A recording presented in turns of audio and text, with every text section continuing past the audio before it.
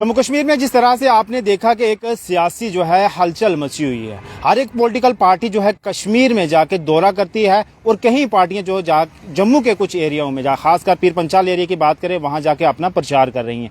लेकिन बात यहां करें अगर भाजपा के अध्यक्ष रविंदर रैना कश्मीर में जाते हैं, वहां रैली को खिताब करते हैं और वहां जो है एक नारे लगते हैं कि आया भाई आया, बब्बर शेर आया। और उसके बाद रविंदर रैना ये बयान देते हैं कि हम जम्मू में से तो सीटें निकालते ही निकालते थे, अब जो है कश्मीर से भी जो है हम सीटें निकालेंगे और लोग भी जो है हमें वोट करेंगे। हमारा लोगों को जो है काम पसंद आ रहा है। मोदी साहब की जितनी भी नीतियां हैं वो भी लोग जो है पसंद कर रहे हैं। इसी पे हमारे साथ बातचीत करने के लिए मौजूद है ऋषि कौल किल्लम जी, जो कि एनसीपी के नेशनल स्पोक्स पर्सन। इनसे ही जानने की कोशिश करेंगे। सर, सबसे आपका शुक्रिया वक्त देने के लिए। बहुत बहुत शुक्रिया। सर, किस तरह से आप देखते हैं, आपने रविंदर रैना साहब को देखा होगा कश्मीर में किस तरह से वो रैली करते हैं और लोग भी नारे लगाते हैं और साथ में ये कहते हैं कि अब जो है कश्मीर से हम जो है सीटें निकालेंगे। जम्मू से तो निकालते ही हैं और कश्मीर के लोगों को हमारे से प्यार हो गया, हमारे काम से। आप इसको किस तरह से देखते हैं? देखिए, कौन सा प्यार हो गया मुझे बताइए। प्यार वो ऐसे कहते हैं कि जैसे उनने इतनी डेवलपमेंट किया। आज कश्मीर में देखिए ड्रग्स हद से ज्यादा है।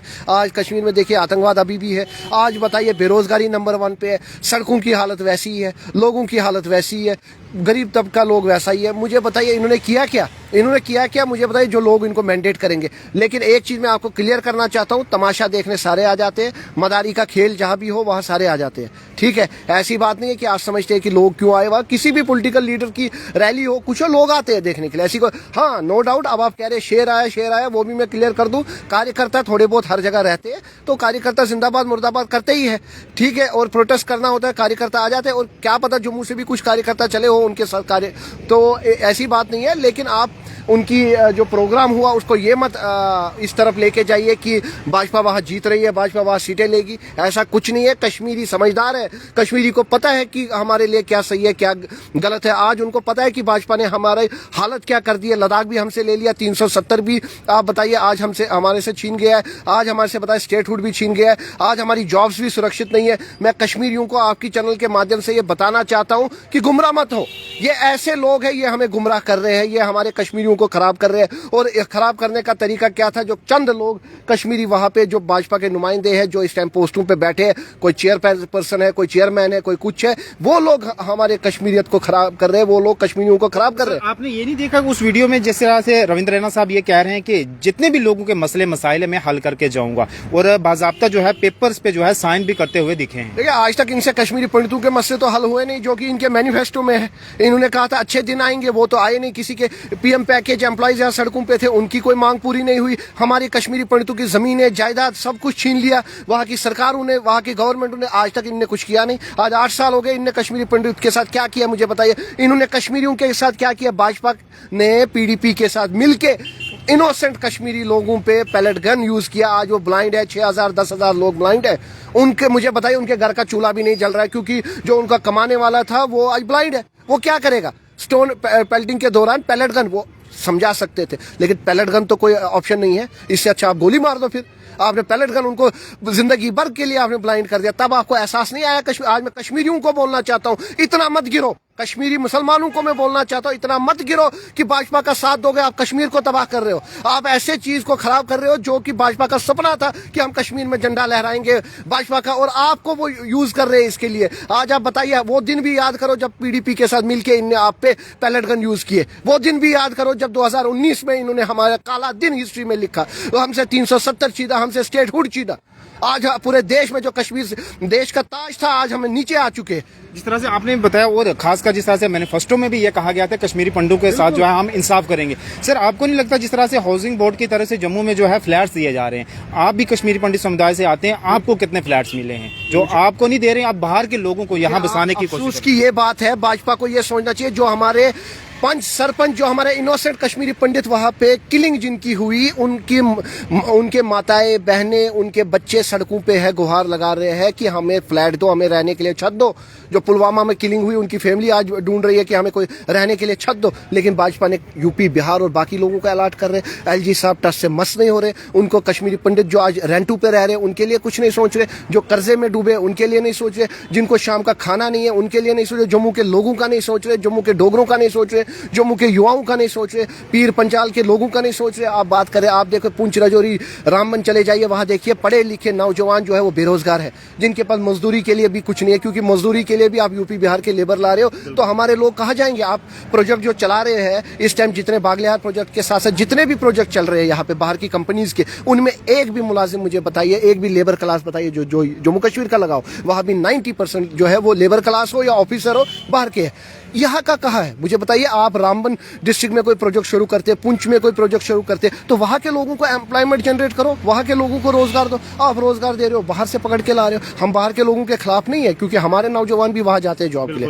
लेकिन मैं कहता हूँ जो जिस स्टेट का हो, जो जिस एरिया का हो, अगर वहां कोई प्रोजेक्ट, कोई इंडस्ट्री शुरू हो रही है, तो वहां के नौजवानों को पहली प्रेफरेंस दो।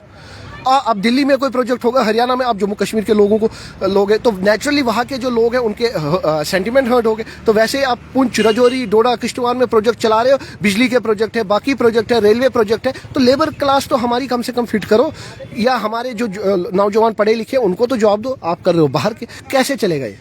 सर मुझे बताएं, आखिर में जिस तरह से एक इंटरव्यू में सज्जाद गनी लोन ने ये कहा है कि भाजपा और एनसी के दरमियान जो है अंदरूनी बात चल रही है कि हम जो है आपस में कोalition गवर्नमेंट बनाएंगे, लेकिन भाजपा के अध्यक्ष जब कश्मीर में जाते हैं वो साफ स्पष्ट कर देते हैं कि हमें किसी की जरूरत नहीं पड़ेगी कोalition गवर्नमेंट बनाने की, हम जो है अपने बलबूते पे इतनी सीट्स लाएंगे और खुद ही जो है जम्मू कश्मीर में अकेले ही सरकार बनाएंगे। आपको लगता है जिस तरह से वो दावा कर रहे हैं कि 50 से पार इस बार जाएंगे, आपको लगता है कि इस बार इतनी सीटें ला पाएंगे? 50 पार तो है ही नहीं। आप जम्मू की बात करिए, इधर 25 जो हमारे एमपी एमएलए चुन के आए, उन्होंने कौन सी डेवलपमेंट की, उन्होंने क्या किया मुझे बताइए। हमारे एमपी जुगल किशोर जी, वो तो साल 6 महीने में कभी नजर आते, अब एक्टिव हो गए क्योंकि अब उन्हें पता है चुनाव है। मैं भाजपा को भी आपकी चैनल के माध्यम से, रविंद्र रैना जी को भी ये बोलना चाहता हूं कि जुगल किशोर शर्मा जी सिर्फ और सिर्फ अपने अगले चांस के लिए, अपनी सीट के लिए आपके आज लोगों के सामने आ रहे हैं। आप अपना कैंडिडेट भी चेंज कर दीजिए, क्योंकि आपको वरना बहुत नुकसान उठाना पड़ेगा। और रही बात 50 पार, वो सवाल ही नहीं है। कश्मीर के लोग भी समझदार है, जम्मू के डोगरे भी समझदार है, पीर पंचाल के लोग भी समझदार है, उनको पता है। और रही बात सज्जाद गनी लोन की, सज्जाद गनी लोन जो है वो, मैं क्या कहूँ, कोलेशन में भी बीजेपी के साथ थे। जब गुपकार की कोई मीटिंग होती है, जब जम्मू में ऑल पार्टी मीटिंग होती है, सज्जाद लोन साहब कहीं नजर नहीं आते। वो और अपनी पार्टी तो है ही बी टीम, और क्या कह सकते हैं। सर आखिर में मुझे एक बात फिर से आपको पूछना चाहूंगा, जिस तरह से आप गुपकार की बात कर रहे हैं, गुपकार में आपने कहा था कि जब तक पीडीपी है इसमें तो गुपकार जो है वो सक्सेसफुल नहीं है, उसमें क्या है, वजूहात क्या है? देखिए, महबूबा मुफ्ती एक ऐसी मछली है जो पूरे तालाब को खराब कर देगी। मैं क्लियर बताता हूँ, गुपकार अलायंस जो है वो बना है लोगों के लिए, गुपकार अलायंस बना है कश्मीर के लिए, गुपकार अलायंस बना है जम्मू के लिए, हमारा जो 370 हटा है, हमारा स्टेटहुड हटा है, उसके लिए गुपकार अलायंस है, लोगों के वेलफेयर के लिए। लेकिन महबूबा मुफ्ती तो कह रही है लोगों के लिए मैं लड़ रही हूँ, भाजपा के साथ लड़ रही हूँ। देखिए, मैं ये कहना चाहता हूँ, आज जो जम्मू कश्मीर के टुकड़े हुए हैं, लद्दाख में बटा है, स्टेटहुड हटा है, ये महबूबा मुफ्ती की देन है, मुफ्ती साहब की देन है। क्यों? क्योंकि जब कोलेशन की बारी आई, जब सत्ता की बारी आई, मुफ्ती साहब ने भाजपा का साथ लेके यहाँ सरकार बनाई, तब इनको याद नहीं आई कश्मीरियों की, डोगरों की, तब किसी। आज जो महबूबा मुफ्ती मगरमच्छ के आंसू कश्मीर जाके, साउथ कश्मीर में या कश्मीर जाके बोलती है कि मैं लड़ रही हूँ अपने युवाओं के लिए,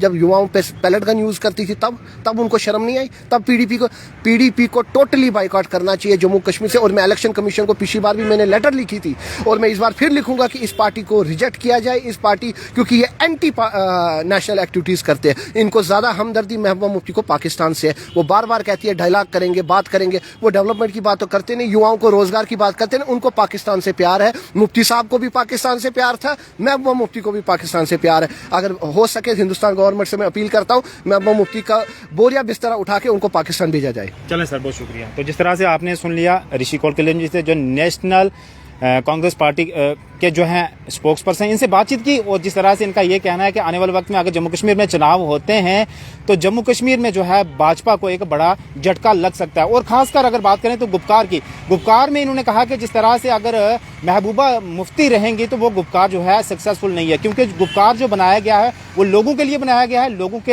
हित के लिए बनाया गया है। अब आने वाले वक्त में ही पता चलेगा जिस तरह से जम्मू कश्मीर में अगर इलेक्शन होते हैं कौन सी पार्टी जो है जीत कर आएगी, और लोगों के ऊपर जो है ये डिसाइड करना जो है लोगों के ऊपर रहेगा। देखिए, रिजेक्ट अफसार खान के साथ दीजिए इजाजत, धन्यवाद। नेशनल कांग्रेस पार्टी थी ना।